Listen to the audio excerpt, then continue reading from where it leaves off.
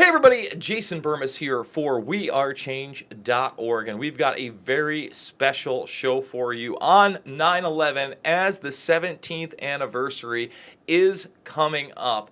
I wanted to bring somebody in who has done so much research on the background of 9/11 and really important research at that. Richard Andrew Grove is going to be with me discussing 9/11, John O'Neill, where we are today. We may get into the war games, the E4Bs, Brent Scowcroft, so much stuff to cover because if you have gotten into 9/11 truth, you know that it is almost an endless rabbit hole of information because of the many, many different angles that you can take on it. You can look at the hijackers and just look at where they trained, and that's fascinating. You can look at their intelligence connections. That's fascinating. You can look at their FBI connections with Khalid al-Mihdhar, living with and renting from an FBI informant. You can look at the CIA being called on Walid al-Shi'ari. You can look at so many different angles of this, and Richard Andrew Grove has looked at a lot of them. Let me tell you, I remember the first time I met this gentleman. It was back in 2006, I believe. Actually, maybe been a little bit more. Was it 2005? Oh, it was 2006. 2006. So I don't think it was the 5th anniversary of 9/11 yet. It was coming up. It was in that very first Chicago conference. It's where I met Alex Jones for the very first time. So many people there. Luke Rudowski, Gary Franchi, a lot of the hard hitters that are still here today trying to bring you an alternative voice. And he just kind of mesmerized me. I remember he was talking about all this financial information that I'd heard bits and pieces of, but he'd really put it together. So, Richard, thank you so much for joining us. And, what is your take now that we are almost 17 years away from the event that literally defines our entire foreign and domestic policy today? Well, not only defined the foreign and domestic policy of the 21st century, but since then it's redefined it. So if you just wait 17 years after an attack, all of a sudden the people who attacked us aren't really the enemy we're fighting anymore, even though we still have a war going on in Afghanistan that is laid at the feet of 9/11. It's the longest running American war in history, so round of applause for that. I still can't understand why we're there guarding what traditionally has been British opium fields, but I'm not a politician, so I guess I can't explain that. I see a culture that is deleteriously heading toward despotism and losing freedom bit by bit as the schools continue to produce people who don't appreciate what it means to be self-reliant and have self-esteem and have real self-confidence and therefore have any type of self-responsibility in the world.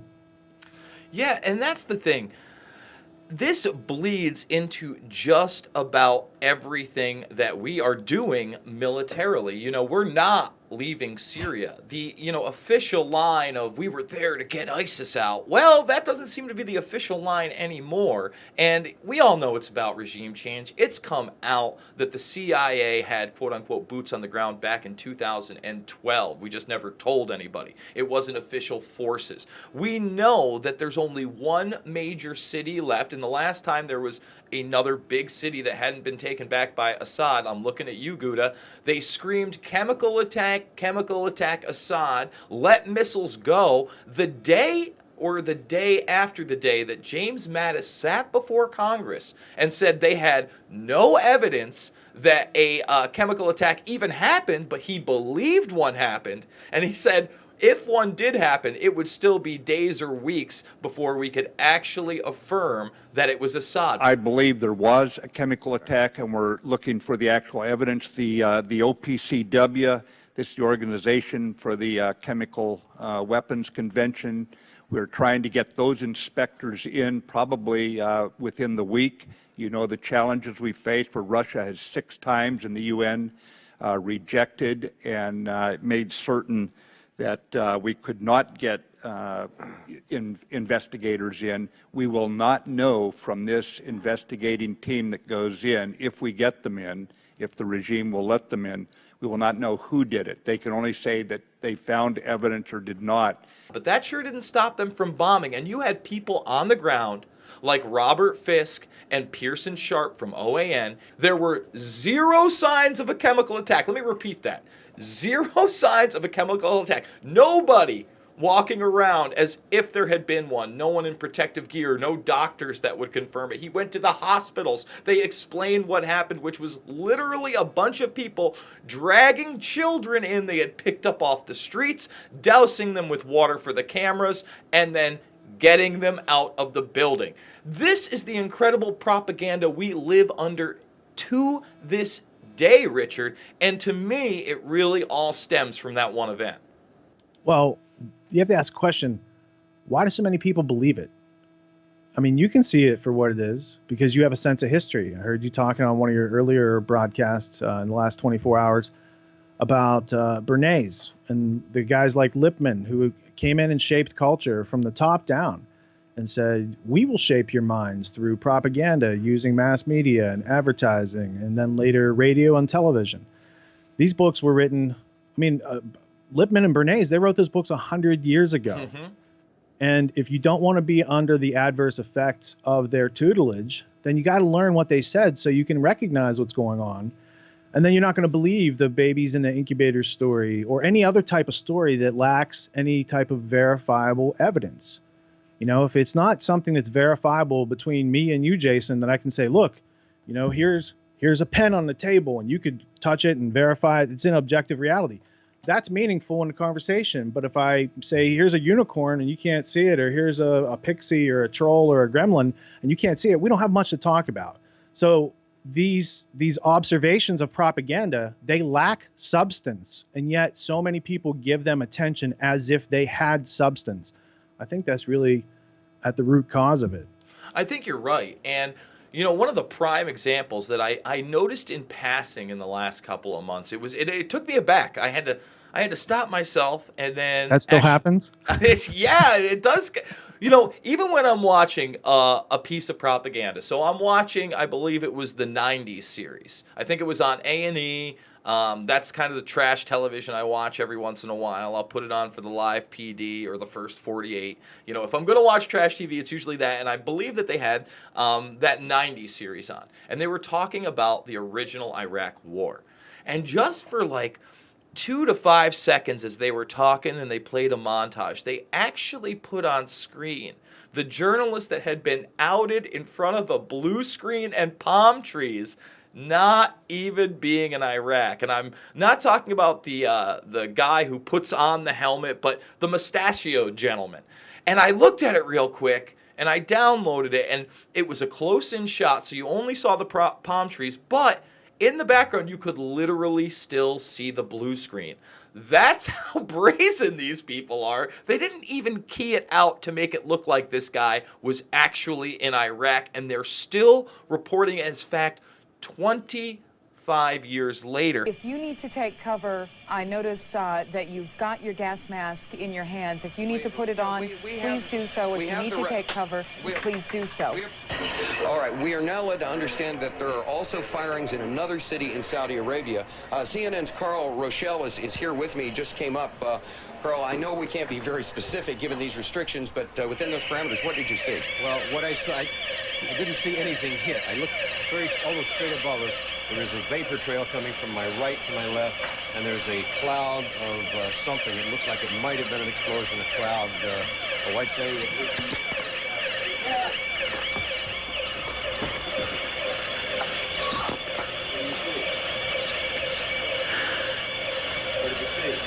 However, you know, 9/11 truth, unfortunately, I feel like it died right around, I'd say, the 2010 mark, 2011. It was really, you know, by the 10th anniversary, it really shocked me. It got to 6 or 7, people still cared, and then it kind of ended. It was really disheartening and upsetting, but you didn't see the hype on the media anymore, and I just don't think people were behind it. And now, as opposed to 10 years ago when you heard 9/11, 9/11, 9/11, 9/11, 9/11 on the news, now you're just hearing from the talking heads that brought you 9/11 and covered it up, like Rudy Giuliani, the lawyer for the president, on television all the time. All the time. Ari Fleischer, the press secretary for the Bush administration, in the media all the time. Robert Mueller, the man who covered up 9/11, and there are still 80,000 confirmed documents to this day classified on the matter under the FBI. He's heading the special counsel for the quote-unquote deep state. So it seems like all these talking heads, although it's been forgotten by this millennial generation, and even to some extent, I believe, our generation, at least the ones that weren't woken up by this event, because, I think there was a schism in our generation where a lot of people, and that schism took two schisms. You had people that were logically thinking, hey man, I'm not right or left anymore. This is ridiculous. They're both wrong. And then that group schismed into absolute craziness with flat earth, crisis actors, directed energy weapons, stuff I guess you could explore, but stuff there was a time, I'd say 2-3 years ago, up until maybe 6 months ago, and maybe even now, where any celebrity died, Illuminati. Illuminati took him out. Paul Walker, Illuminati. Yeah. Robin Williams, Illuminati. So you had people that were, I think, questioning too much and went too far over the deep end. But not a lot of people stayed in the quote-unquote establishment. The term woke came up, but that has all been circumvented by this mainstream. And I think a lot of that has to do with, again, those people that promoted 9/11, covered it up, have now become talking heads, prominent people in our society today. What do you think? I think you got to ask the question, who benefits? I mean, traditionally in Latin, that was qui bono, Q-U-I-B-O-N-O. Who benefits from that event? When you see that the event is a claimed accident, that our defense forces didn't get either of those 4 or 5 hijacked planes, depends on which news stories you heard when. It's all accidental that we had all these war games going on that day. It was all accidental. All these guys missed their jobs of actually defending the country. But no one got fired. In fact, most of these guys got promoted. And the nation went to war. All the defense contractors and arms contractors lined their pockets at the expense of people on the other side of the world and the United States taxpayers, who were gleefully waving their flags and not asking enough questions. And when you look at, how did Al-Qaeda do the insider trading on the companies that were adversely affected and the airlines that hit those companies on 9/11, and those trades were done a week before, and you ask those questions like, how did Al-Qaeda do that? It didn't lead back to Al-Qaeda. It led back to people connected to the CIA. In fact, the number 3 guy at the CIA, who was also an investment banker. Exactly. Stuff like that. No, yeah, stuff like that. And, stuff like this behind me, finally Newsweek. And by the way, I'm giving some props to Newsweek. Newsweek, although obviously having an agenda, a mainstream mouthpiece, just another piece of this media industrial complex, has not bashed Trump as much as, say, a Time magazine that every single cover has gone after him, and not after him in the way that I'd like to see. Again, I'd like to see them go after him for his interventionist policy. He said it was going to be a non-interventionist policy. We were leaving these nations, and it still hasn't happened. Instead, they take the main line. But they also published Charlie Skelton's article on Bilderberg, and he's been at this for 10 years.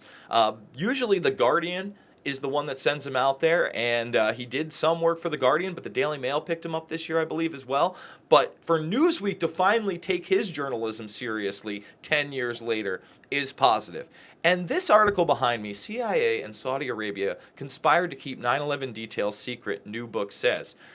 It's, we've been talking about this stuff forever, but they are admitting in this, some of the language in this is, it's amazing. I mean, they say that, hey, not only did 9/11 not have to happen, but it does look like the CIA may have had a hand in it. It does look like they may have been trying to recruit some of these hijackers. And that's about as far as the main line has promoted yet. And the other reason I want to talk about this is they bring up John O'Neill. And John O'Neill has recently been featured in this film. It's not a film, it's a limited series. It's a 10-parter on Hulu called The Looming Tower, where they pretty much indict the CIA and the FBI in a lie hop type scenario where they glorify Richard Clarke's statement, "I failed you, and your government failed you." Well, you did more than fail us, okay? Some of you acted against us. You did treason, and even you sitting up there, Clark, saying that is almost treasonous after the fact, because you know damn well it goes well beyond that. And, Richard, you are one of the top researchers on John O'Neill, in my opinion. What is your take on this new media push to kind of get this information, at least slyly, into the public? Well, let's start with what the media actually does. So, using the example of news, the audience of CNN likes CNN because of the news purveyed through CNN. But the producers of CNN heavily disrespect the audience they serve. They think those people are stupid, and the evidence is they lie to the audience consistently with a straight face, and they never apologize for it, and they make their audience come back for more. So now you take that's the media in the news genre. Let's look at the entertainment genre. What they seek to do is take out any neglected aspects of the story. They want these stories to be told in such a way that most people encounter them through a cinematic film, a Hollywood film, and then they think they know about that story. Take, for instance, their story on Gary Webb, the reporter who said, here's the evidence of the CIA bringing in cocaine, dealing during the Iran-Contra years, bringing it to Freeway Rick Ross, and cultivating it into California neighborhoods, right, to fund their black projects that they couldn't get funding for otherwise. That was their excuse. So the Gary Webb Hollywood version is a very much different story than if you actually went out and asked the questions as an investigative journalist and tried to answer them for yourself. It's a very selected, carefully framed presentation that has all sorts of hallmarks of the people who he was investigating throughout the film. So when you talk about John O'Neill, if you want to learn about who killed John O'Neill, first question is, who identified John O'Neill as being dead? I think it was Jerome Hauer or Bernard Carrick. Those are very interesting characters, and you should, look into who actually said he was dead in the first place. Didn't but let's Carrick assume do prison time after Carrick afterwards? did do prison time. Yeah, He was Giuliani's right-hand man. There you go. And he did prison time for fraud and corrupt cop. when Big time corrupt cop. Right, and I think who found the passport of Satan al-Sakami, the unburned passport? I think it was also found by one of those guys who was like a henchman of Giuliani. So I always question the validity of the evidence before jumping to the conclusion. But let's assume John O'Neill's dead and ask the question, who killed John O'Neill? Back when I met you, I met you at the Chicago 9/11 conference, and I was with the filmmakers who made Who Killed John O'Neill, which was a documentary film which blew the lid off of Google Video before YouTube was even around. It crashed the servers of archive.org. Everybody was watching this movie. And it goes into asking many, many legitimate questions around 9/11, and it's creative and artistically presented. It's one of the few versions of 9/11 truth art in the cinematic form that has survived this long, aside from something like Loose Change.